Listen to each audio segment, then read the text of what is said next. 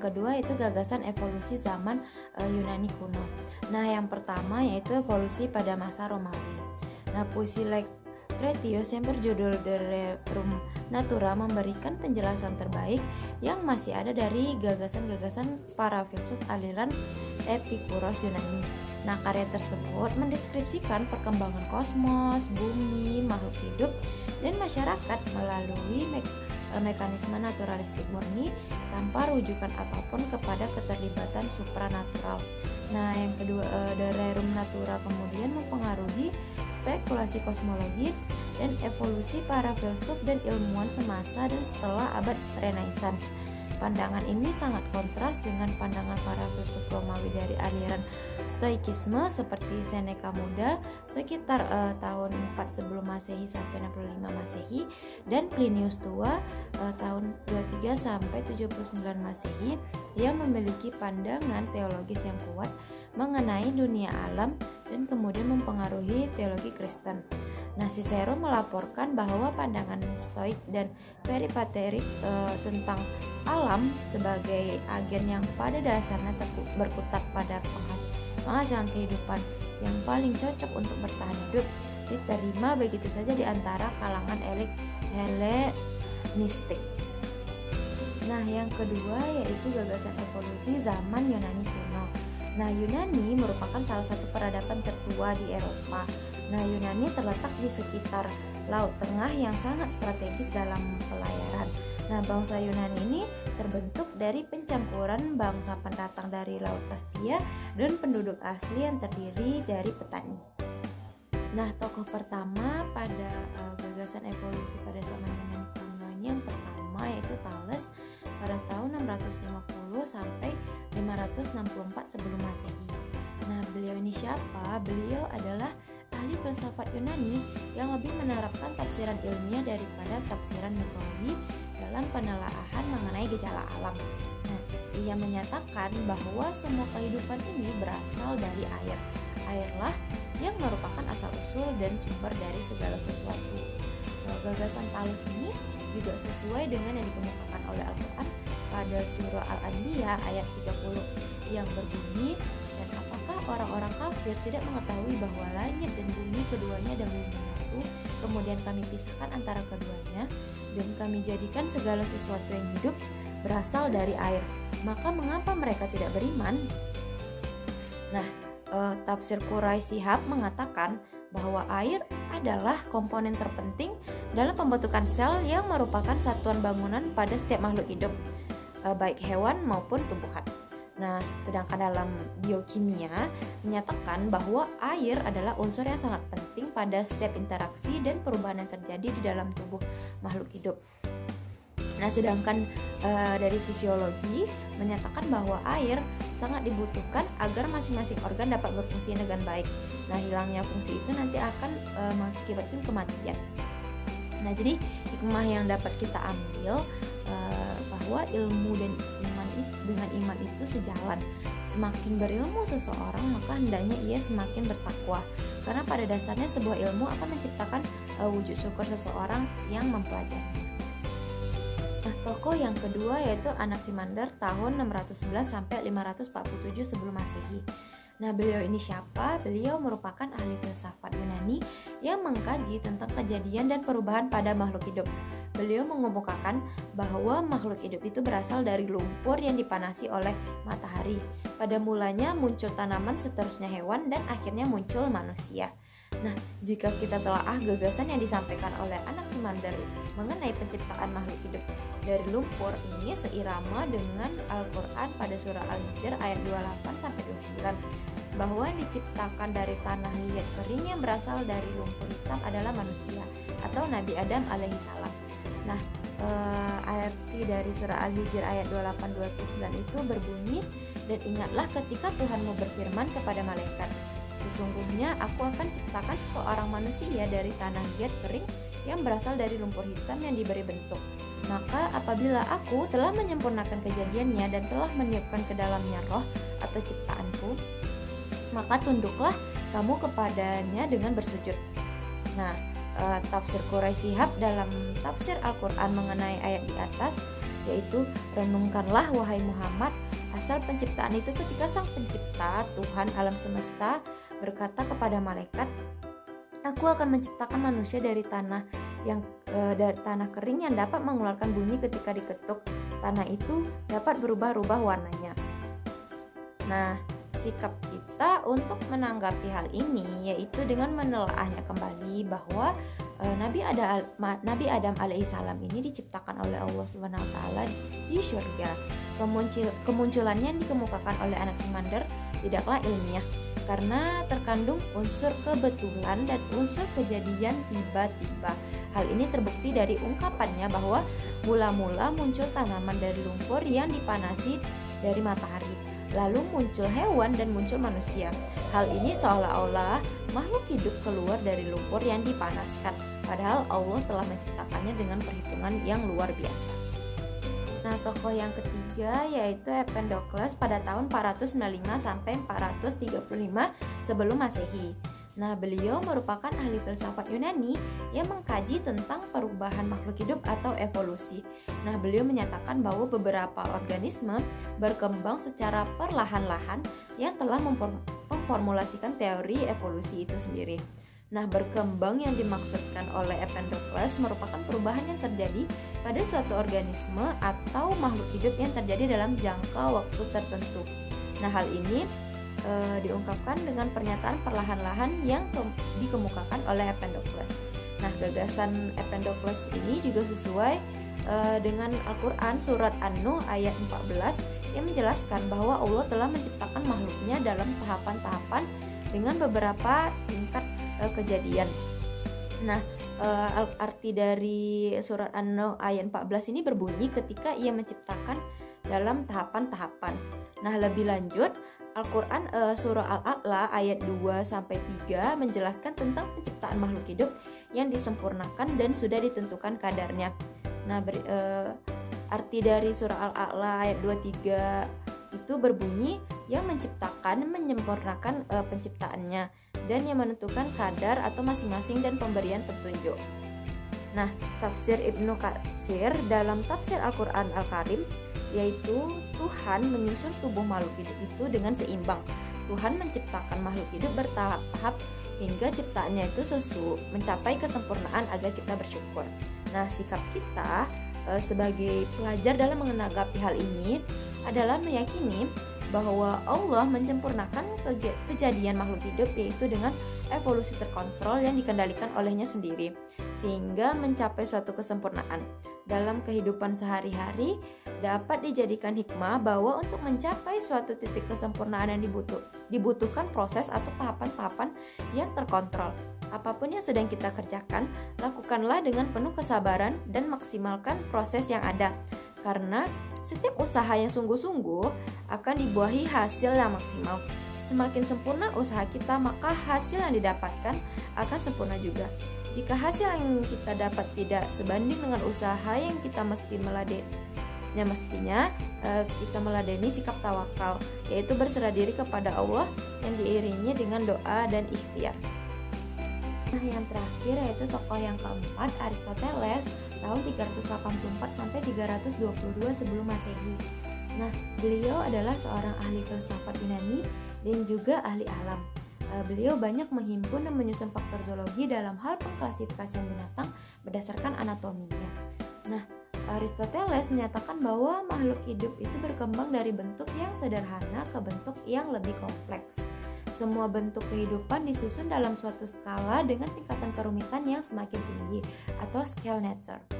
Meskipun Aristoteles belum mampu menjelaskan adanya hubungan antara anak tangga yang satu dengan anak tangga yang lainnya dari tangga kehidupan yang dikemukakannya, namun kompleksan bentuk yang dikemukakan senada dengan kesempurnaan bentuk yang dijelaskan dalam Al-Quran surah Al-Infitar ayat 7-8 yang menjelaskan bahwa Allah telah menyempurnakan kejadian manusia dalam susunan tubuh yang seimbang. Nah, surat Al-Infitar ayat 7-8 itu artinya yang telah menciptakanmu lalu menyempurnakan kejadianmu dan menjadikanmu susunan tubuhmu seimbang dalam bentuk apa saja yang dimiliki dia menyusun tubuhmu. Surat Al-Infitar ayat 7-8. Tafsiran menurut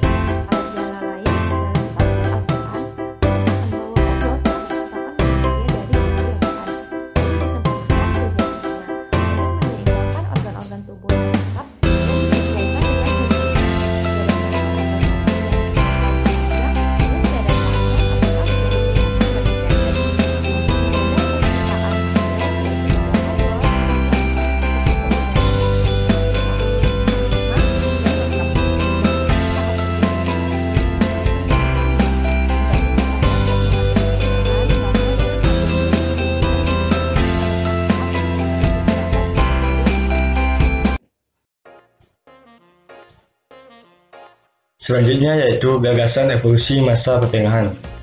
Abad pertengahan atau disebut juga dengan medieval Eropa berlangsung dari tahun lebih dari 500 sampai 1500 Masehi, ditandai dengan runtuhnya Imperium Romawi Barat Roma 476 dan jatuhnya Romawi Timur atau Bizantium Konstantinopel ke bangsa Turki pada tahun 1453. Gereja menjadi pusat kebudayaan, pendidikan, dan aktivitas intelektual, dihasilkan karya-karya berupa kitab Injil dan manuskrip keagamaan, berkembangnya kebudayaan Islam di Timur Tengah, Afrika, dan Eropa Selatan.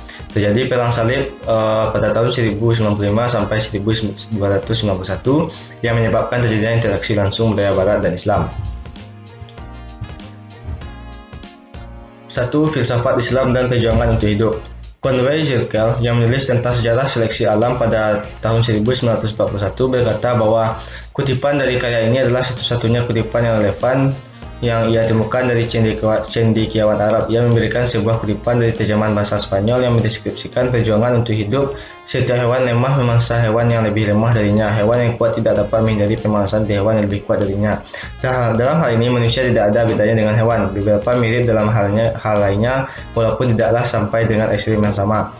Singkatnya, Allah telah mengatur sebagian manusia sebagai sumber kehidupan bagi yang lainnya.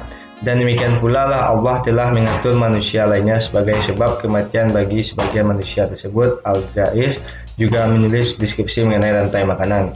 Di dunia Islam pada abad pertengahan, cendekiawan Al-Jaiz menulis kitab Al-Hayawan, buku tentang hewan pada abad ke-9. Selanjutnya, 2. Filsafat Kristen. Para pemikir Kristen dari mazhab skolastik, terutama Peter Abelard tahun 1079 sampai 1142 dan Thomas Aquinas pada tahun 1225 sampai 1274, kemudian memadukan pengklasifikasian makhluk Aristoteles dengan gagasan Plato bahwa Tuhan itu baik dan segala bentuk kehidupan yang ada merupakan hasil penciptaan yang sempurna. Hasilnya adalah skala nature atau rantai keberadaan, yaitu penggolongan segala jenis makhluk tak hidup maupun spiritual dalam sistem besar yang saling berhubungan. Dalam sistem ini, setiap makhluk hidup yang wujud dapat ditempatkan dalam urutan tertentu dari yang terendah sampai dengan yang tertinggi. Neraka berada di paling bawah, sedangkan Allah berada di paling atas. Di bawah Allah terdapat hierarki malaikat yang ditandai dengan orbit planet-planet. Umat manusia yang berada dalam posisi menengah dan cacingan yang merupakan hewan terendah. Sebagaimana alam semesta sempurna, rantai keberadaan itu sendiri jugalah sempurna sehingganya di dalam alam semesta Plato versi Kristen ini spesies adalah pernah berubah, melainkan tetap selamanya. Sesuai yang tertulis dalam kitab Kejadian, bagi manusia untuk lupa akan posisi mereka merupakan sesuatu yang dilihat sebagai dosa. Entah bila manusia berperilaku seperti hewan rendah ataupun bercita-cita menduduki tempat yang lebih tinggi daripada yang dikaruniakan oleh Sang Pencipta.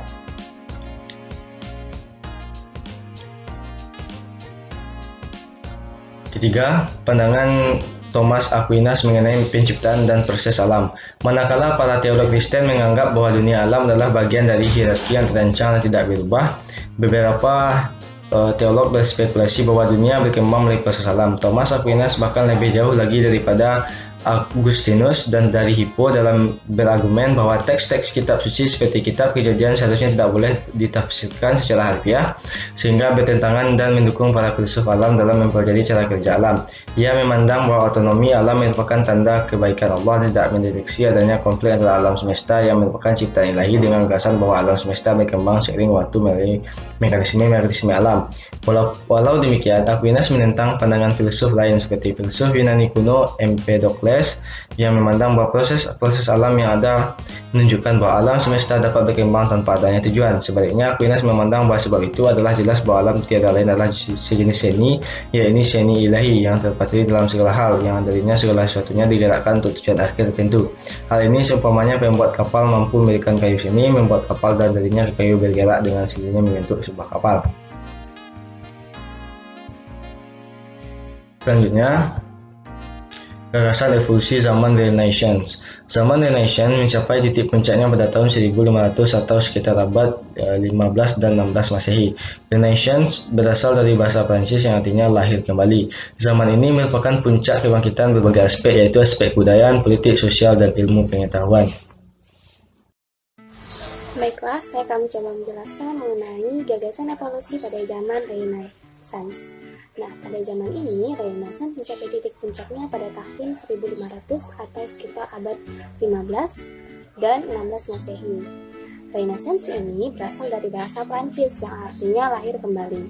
Zaman ini merupakan puncak kebangkitan berbagai aspek, baik itu aspek kebudayaan, politik, sosial, dan juga ilmu pengetahuan. Kemudian, pada zaman masa Renaissance ini, ada beberapa gagasan yang dikemukakan oleh para ahli mengenai evolusi. Yang pertama, menurut Leibniz pada abad ke-17. Leibniz ini membangkitkan kembali scale nature yang dikemukakan oleh Aristoteles pada masa Yunani. Evolusi pada masa Yunani. Namun, pada kali ini Leibniz melengkapi scale nature itu dengan adanya spesies peralihan, yang mana Leibniz itu mengemukakan dengan hukum kesinambungan dalam tangga kehidupan. Jadi scale nature yang pernah disampaikan oleh Aristoteles berupa tangga tingkat kehidupan itu dikembangkan kembali oleh Leibniz. Leibniz juga pernah berpendapat bahwa antara spesies yang satu dengan spesies yang lain terdapat spesies penyambung seperti spesies peralihan. Dan untuk memahami maksud dari Leibniz ini, dia pun menjelaskan bahwa evolusi dengan spesies peralihan merupakan perubahan pada makhluk hidup yang disusun dengan skala tingkatan kerumitan yang semakin tinggi. Artinya semakin menaik tingkatan dari makhluk hidup itu, maka semakin tinggi pula kerumitan dari makhluk hidup. Baiklah, untuk gagasan yang kedua itu merupakan teori evolusi organik, yakni dari Georges Leclerc de Buffon, atau kita kenal dengan Pak Buffon. Pak Buffon ini merupakan seorang dokter, ahli zoologi, ahli matematika, dan juga ahli sains dari Prancis. Ia juga menulis beberapa buku yang terkenalnya itu adalah Sejarah Alam. Bahasa Inggrisnya sih Natural History, yang didasari dengan sebuah eksperimen menggunakan hewan peliharaan. Pak Buffon menyatakan bahwa hewan memiliki kecenderungan untuk melepaskan diri dari tipe-tipe aslinya sesuai dengan perjalanan waktu. Artinya, beberapa hewan bisa melepaskan beberapa sifat dari dirinya apabila memang tidak dibutuhkan lagi pada waktu-waktu tertentu. Untuk lebih jelasnya, Pak Buffon pun menyampaikan maksudnya, yaitu hewan memiliki mobilitas atau kemampuan bergerak yang tinggi dan mudah diamati daripada makhluk lain, misalnya daripada tumbuhan. Dengan demikian, hewan lebih cepat melakukan kawin silang dalam populasinya maupun dengan populasi lainnya yang tentunya sejenis. Sehingga tampak perbedaan gradasi bentuk secara bertahap jika dilihat dari perkembangan hewan peliharaan. Selanjutnya ada gagasan dari Erasmus Darwin, yang mana Pak Darwin merupakan seorang dokter sekaligus seorang ahli alam. Dan kita ingat-ingat juga Pak Darwin ini banyak berkecimpung dalam berbagai ilmu biologi juga ya, memberikan gagasannya, memberikan pendapatnya. Pak Darwin menulis buku pada tahun 1794 yang dia beri nama Zoonomia. Nah, buku tersebut selain berisi teori tentang penyakit, rupanya membahas juga tentang pandangan terhadap evolusi. Pak Darwin berpendapat bahwa semua binatang berdarah panas berasal dari satu jaringan hidup, bahkan sebelum adanya sejarah manusia di muka bumi ini. Jadi Pak Darwin ini seperti menyampaikan kepada kita bahwa makhluk hidup itu rupanya berasal dari satu jaringan. Satu jaringan berarti dari kumpulan sel yang memiliki fungsi dan struktur yang sama ya. Kemudian semakin berkembang hingga terbentuklah makhluk hidup seperti saat ini. Untuk memahami apa yang disampaikan oleh Pak Darwin mengenai pandangan evolusi ini, dia pun menjelaskan, yaitu dengan menekuni yang disampaikannya bahwa ia mempercayai binatang berdarah panas atau multiselular berasal dari satu jaringan hidup. Artinya Erasmus Darwin juga mendukung bahwa makhluk hidup itu disusun dalam kerumitan yang semakin tinggi. Agaknya sesuai dengan apa yang dikatakan oleh Pak Leibniz tadi. Gagasan keempat yaitu dari Pak Lamarck. Nah, Pak Lamarck ini nama aslinya itu Jean Baptiste Lamarck, seorang ahli zoologi dari Prancis. Beliau merupakan ahli dalam anatomi, paleontologi, dan klasifikasi. Ia dikenal sebagai tokoh evolusi organik. Karya besarnya yang muncul pada tahun 1809 yang berjudul La Philosophie Zoologique. Nah, Pak Lamarck rupanya berpendapat bahwa perubahan yang terjadi pada makhluk hidup disebabkan oleh pengaruh lingkungan, di mana binatang berubah sesuai dengan tuntutan alam, yaitu beradaptasi dengan berbagai faktor lingkungan. Pak Lamarck juga menyatakan bahwa ukuran organ sebanding dengan penggunaan organ tersebut, atau digunakan atau tidak digunakannya. Maksudnya bagaimana? Misalnya teman-teman suka berlari nih, pasti organ yang paling berpengaruh itu pastinya otot pada bagian betis ya. Nah, kalau misalnya teman-teman suka berlari, biasanya betis pelari itu akan lebih kencang, lebih besar, seperti itu. Karena apa? Karena pada bagian betis itu membutuhkan energi yang lebih daripada bagian-bagian lain supaya larinya lebih maksimal. Untuk Pak Lamarck sendiri, dia memberikan sedikit penjelasan dari gagasan yang telah dia ungkapkan, yang mana Pak Lamarck menyatakan bahwa lidah hewan pemakan rumput akan tumbuh lebih panjang akibat hewan tersebut sering menjulurkan lidahnya untuk menangkap dan melumasi korbannya dengan zat yang lengket. Lamarck juga menyimpulkan bahwa perubahan itu adalah suatu proses supaya organ-organ yang bekerja itu akan lebih kompleks dan variasi-variasi semacam ini akan diturunkan kepada keturunannya. Contoh lain dari yang disampaikan oleh Pak Lamarck ini adalah jerapah. Contohnya adalah jerapah. Kita kan tahu bahwa dalam evolusi itu ada percontohnya itu adalah jerapah, di mana dikatakan pada zaman dahulu jerapah itu berleher pendek. Namun seiring bertambahnya waktu, tumbuhan ataupun pohon-pohon semakin tinggi, dan si jerapah juga makanannya adalah daun yang ada di pohon, sehingga si jerapah berevolusi, lehernya akan semakin tinggi supaya bisa mengambil makanan yang ada di pohon. Baik, kita beralih pada inti dari buku Lamarck. Nah, yang pertama itu adalah alam sekitar atau lingkungan berpengaruh terhadap ciri-ciri dan sifat-sifat yang akan diwariskan kepada keturunan. Yang kedua, pada buku Filosofi Zoologi ini juga mengenai prinsip use and disuse, yang mana digunakan dan tidak digunakan. Pak Lamarck menyatakan bahwa organ atau bagian tubuh yang digunakan suatu organisme akan menyesuaikan diri terhadap lingkungan dan perkembangannya dengan baik sehingga menjadi lebih kuat atau lebih konsisten dalam penggunaannya. Yang terakhir yaitu ciri-ciri atau sifat-sifat yang didapat yang dibentuk oleh lingkungan selama hidupnya akan diwariskan kepada keturunannya. Gagasan terakhir yaitu gagasan evolusi organik oleh George Cuvier. Beliau merupakan seorang ahli sains pertama yang mendemonstrasikan kepunahan hewan-hewan purba. Namun, Pak Cuvier ini menolak teori bahwa keberadaan hewan-hewan purba menandakan terjadinya evolusi.